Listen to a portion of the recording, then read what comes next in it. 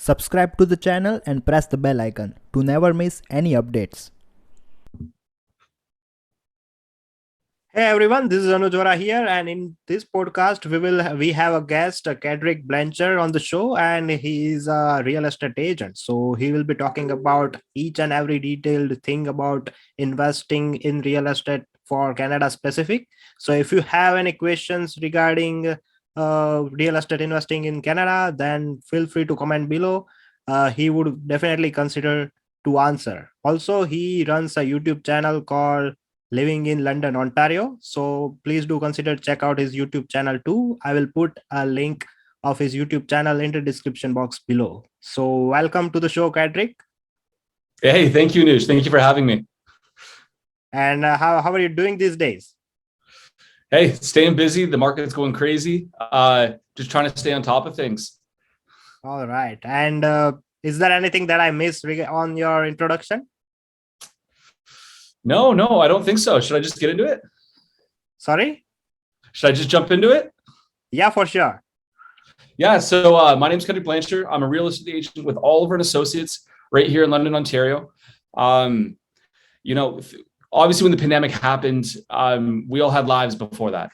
For me, I used to work in hotels. I worked at the Fairmont. I worked at the Fairmont Chateau Lake Louise for 2 years, and then I spent the last 3 years of my career working at the Fairmont Royal York in Toronto. Obviously, pandemic hit, hospitality got hit hard. So during the layoff, I took the time to go and get my real estate license. And it's been the best decision that I've ever made. And so now I do real estate here in London. I do a lot of listings, do a lot of helping people buy their homes. I educate people. I created my YouTube channel just because in real estate, it seems to be we're the gatekeepers to all this information. And so I'm just trying to make this information as accessible to everyone as I can, as much as I can. And also I watched a bunch of his videos and I really recommend him. I really recommend you all people, if you are consider buying a property in Ontario too, it's not just London specific, but definitely if you are looking for buying a property in London, you will find bunch of interesting videos on his channel. So firstly, if we begin the podcast, I want to ask that why, if anyone living in Canada, if he is Indian or anything, like people from all around the world come to Canada for studies and working and all such things.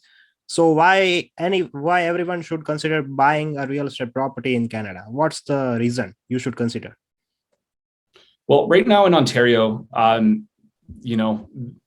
want to say when people immigrate to Canada, most people come to Toronto. This is where everyone is established. This is where most of the families are. And we do get the warmer climate here in the summer months. I guess it's compared to the other provinces, right? Sorry for interruption. Yeah. So I guess if you compare it to BC, which would probably be the most ideal place to live, but the cost of living is so expensive. Okay. It's considerably more than Toronto, living in Vancouver in and around that area, just because, they don't really get a winter there. It's more of like a soft in between a fall and spring. They don't even really get snow. And when they do get snow, it pretty much shuts the whole city down. It's crazy. It's crazy to think about. But Ontario, now there's so much land to be had. We have all our universities, colleges, we have everything here. And when I say and what's so important about, or what I guess would be so attractive about buying in Ontario, I'm going to speak to my market, but even buying here in London, right now we're in such a seller's market. So just to clarify what a seller's market means, a seller's market means we have a certain amount of houses on market, and the demand far exceeds the available inventory. So it creates, it sends the prices going up, like right now, London is up 23% since last year. Under normal market conditions, that's around 3.5% to 5%. Oh my God. And it looks like, and it looks like we're going to be on this trajectory at least for another year, at least until the banks raise the interest rates. Yeah, because when the mortgage interest rates are below inflation, it's pretty much free money at this point. Exactly. Yeah, so that is the primary reason the real estate market, especially in the US and Canada, have been soaring since the pandemic hit. Mm-hmm. Mm-hmm.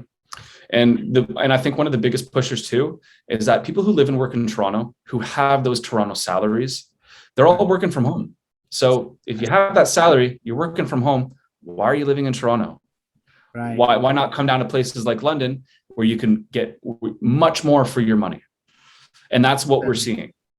And a lot of savings can be done if a person prefer to lives in London, because it's cheap to live. You will get a quality of lifestyle with less money. Yep. It's much more affordable. Even the monthly bus pass, like the monthly transit pass here in London is $96 a month versus Toronto at 156. Oh, that's too much expensive, I should say. Yeah, it's significantly different. And even just cost of living here.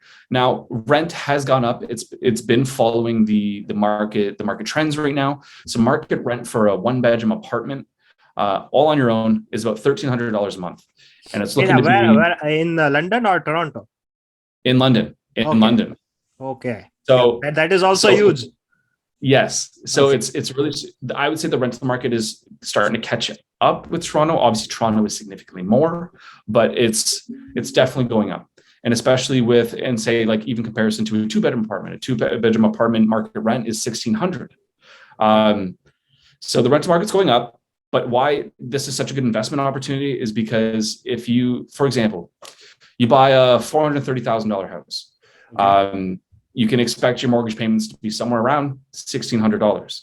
Okay. Yes. So, I mean, if you're comparing that to your mortgage payment to paying rent, it makes more sense to pay yourself versus somebody else. And then you're gaining that equity year over year and taking advantage of this whole next 12 months that we're going to be seeing. Now, we're not going to be seeing these kind of we're not going to like, this isn't going to continue over the long term. For sure, that's not going to happen.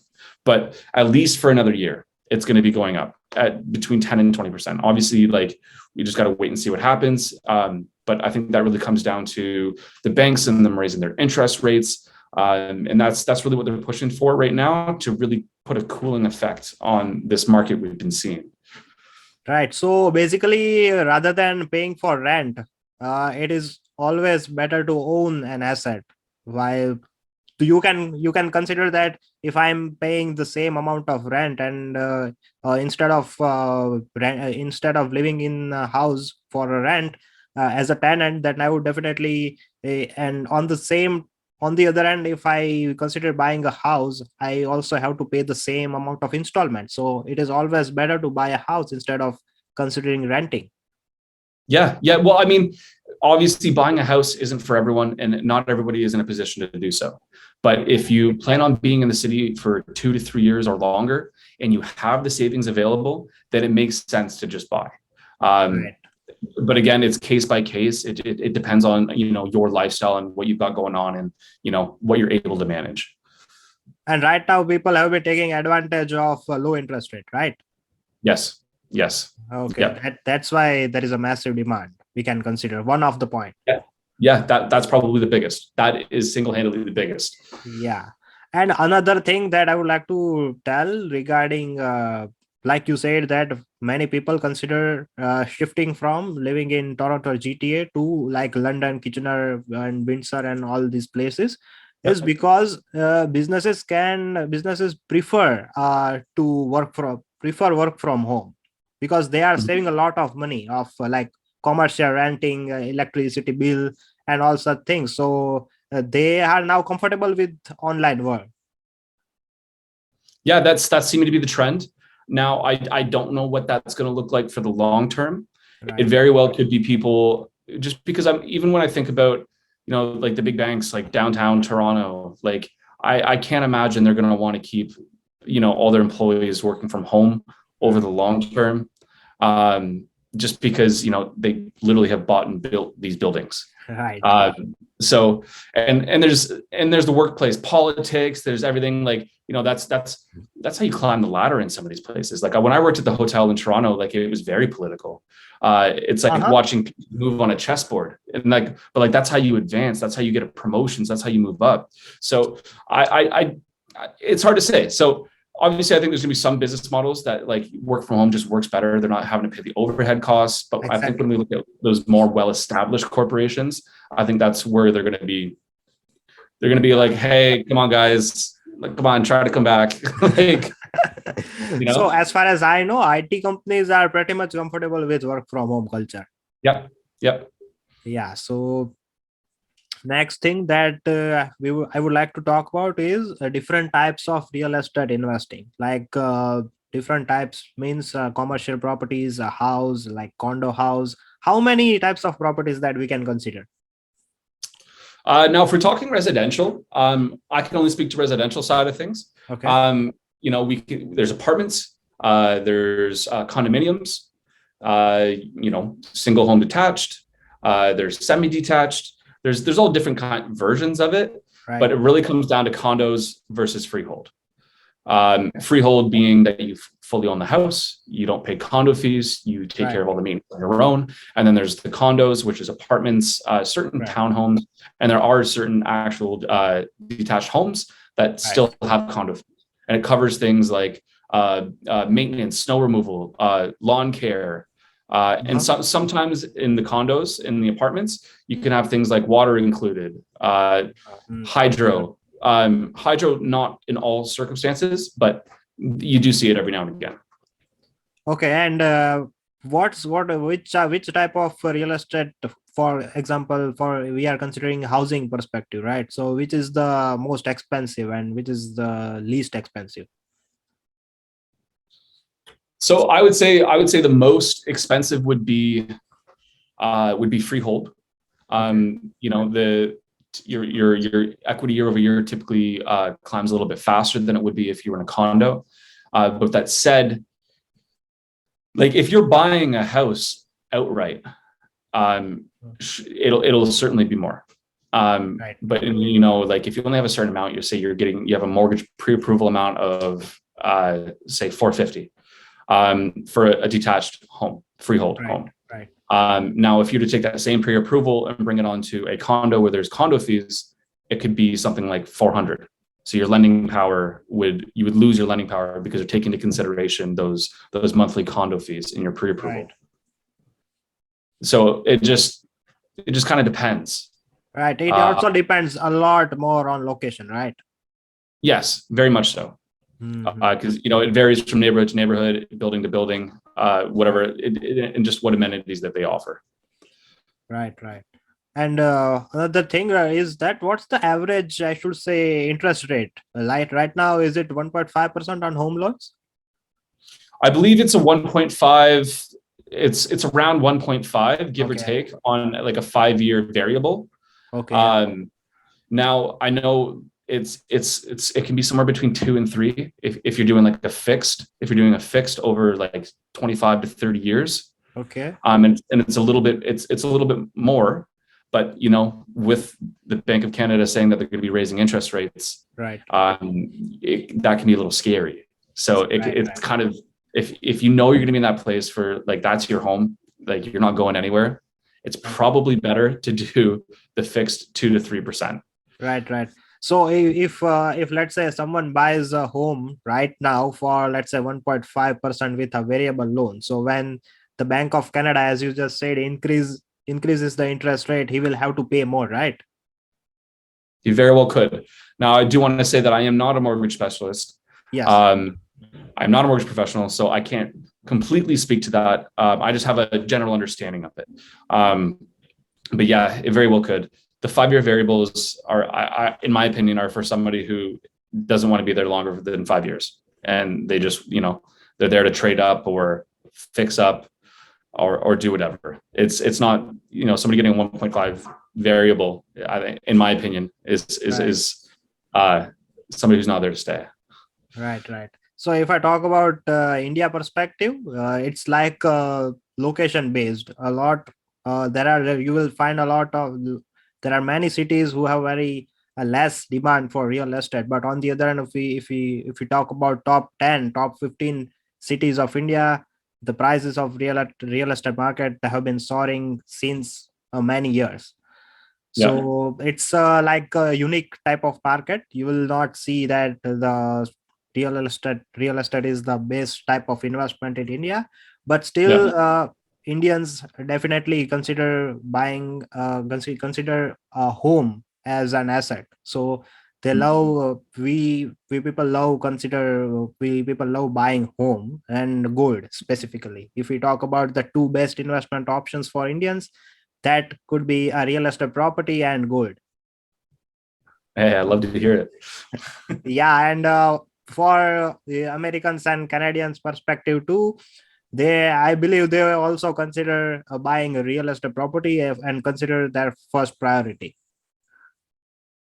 Yeah, yeah, that's very much how it is here. It's, that's the dream. The dream is to get your first home, build that equity, and retire with the funds when you're all finished up. Right. So it's an out topic, but I would like to ask you regarding like debt. Like people carry too much debt.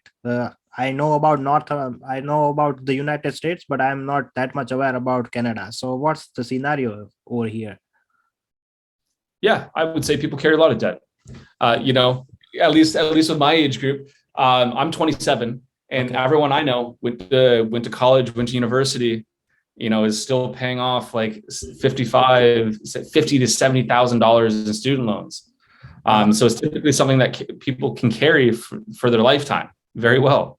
Um, and we have a spending culture. It's all about, we yeah. have Christmas, Yeah. it's like, it's very Highly capitalist.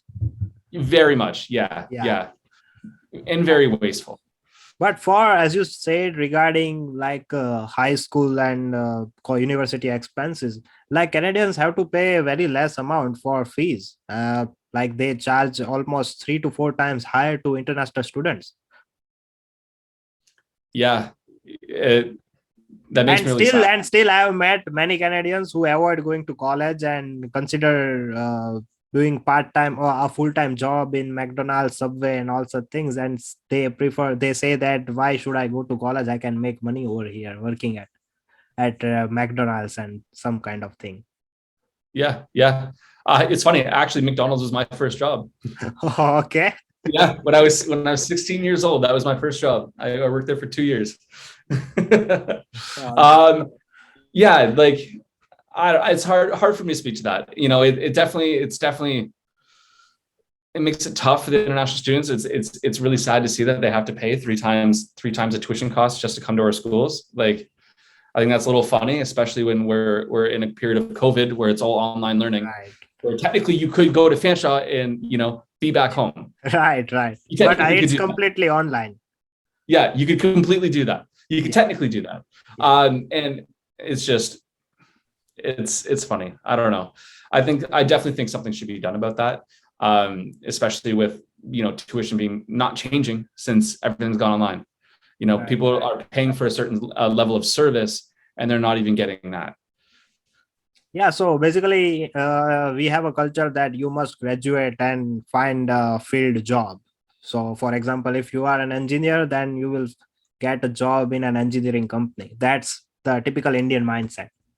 Yeah, yeah, But it's slowly and steadily it is changing. People have considered starting a business, and people are being creative these days. So, well, we live in sorry. the online world. We live in the online world now, where we have so much opportunity right here. Yeah. Like for you, for example, and like what you like to do. Yeah, basically, I am a engineering graduate, but I am a certified financial advisor, Yeah, and yeah, I also offer services to as a freelancer. I also offer services to North Americans, like financial services. I write financial content. I make courses for them as a freelancer. So this is yeah, what I do, right? yeah, So yeah, yeah. moving back to our main topic on real estate. What do you think that why one should consider investing or living in London? Like we just discussed that people living in Toronto can afford and can save a lot of money, but What's the future you are saying about London? What about industrial development are you seeing in this city? Yeah, so we're seeing a lot of growth right now. Obviously, we have a bunch of pre-builds going up all around the city. The city has been rapidly expanded for many, many years. On top of it, we have, like, for example, our East End. East End is our less desirable side of the city to live in. Okay. And right now, even the East End is getting a facelift. We have the places like the Factory. Factory is Canada's largest indoor activity park. Uh-huh. In 2022, this year, they're breaking ground for the Hard Rock Hotel. It's going to be London's first luxury boutique hotel. Mm-hmm. So that's going to be going into the Factory, along with a few other things that they still have under wraps. And it's going to raise property values here in the East End substantially. We're going to see much more development on Dundas Street towards Highbury here. And even for the future, it's now this part is completely speculative, and they've been talking about it for a while. But they've been talking about putting in like the Hyperloop, the high-speed train between London and Toronto. Seriously? That goes all the way as far as Ottawa. That's awesome. We're not going to see that for many, many years if it does happen, just to throw it out there. But, it is one of those things. And just the lifestyle here in London is so attractive. So when I worked at the Fairmont Royal York, all of my colleagues, most of them, they took an hour train one way on the GO train to and from work. Can you imagine doing 2 hours of commuting a day just to get to work? Here in London, you can get from one end of the city to the other in 20 minutes. Right. There's parking everywhere. You don't have to worry about like not having to drive your car or having to take the bus or having to take the train. Like there's grocery stores everywhere. Food's much more affordable. Everything is just much more affordable in this city in comparison to Toronto. That's great. Do you believe that as Toronto is near to US border, the city has more advantage than other small cities of Ontario? I wouldn't say too much. Okay. Of course, there's definitely a positive to it being close to the border. But Niagara Falls 2 hours away, Detroit 2 hours away from here. I think Sarnia is like an hour and 15 minutes to Sarnia. Okay. I think so. I believe that would be our closest border here. So even then, we have access to almost all the routes right from where we are. We're so centrally located here. Yes. That's great. So that's pretty much for this podcast. Is there anything that you want to ask me? I have no questions. Okay. So first we met, we discussed a lot regarding investment and all such things. So you are meeting me for the second time. And for this podcast, thank you so much for accepting my invitation. It means a lot to me. Of course, Anuj, it's been a pleasure. Honestly, I can't wait to see you again. Yeah, for sure. We'll meet you soon. Yeah, get to come over. Yeah, for sure.